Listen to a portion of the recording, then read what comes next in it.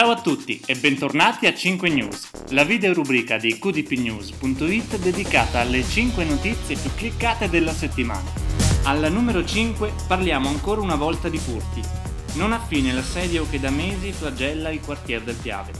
Ladri scatenati a Parra di Soligo, un colpo messo a segno e 3 sventati. Alla numero 4 troviamo la notizia dell'incidente avvenuto all'altezza di via Borgofuro a Falzè di Piave. Un'auto, uscendo di strada, ha finito la propria corsa sbattendo contro 2 muretti di recinzione.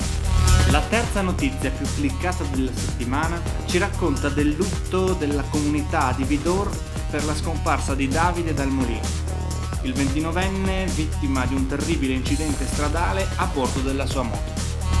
Alla numero 2 torniamo a parlare della vicenda dell'aggressione alla sfilata dei carri allegorici di Sernaglia della Battaglia, con la dichiarazione del sindaco Sonia Fregoletti.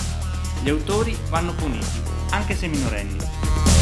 La notizia più cliccata della settimana ci racconta del taglio del nastro del Loft 17, il nuovo negozio di abbigliamento made in Italy di via Castello a Sernaglia, aperto da Glenda Stella e Carmen Dorigo. La nostra rubrica termina qui.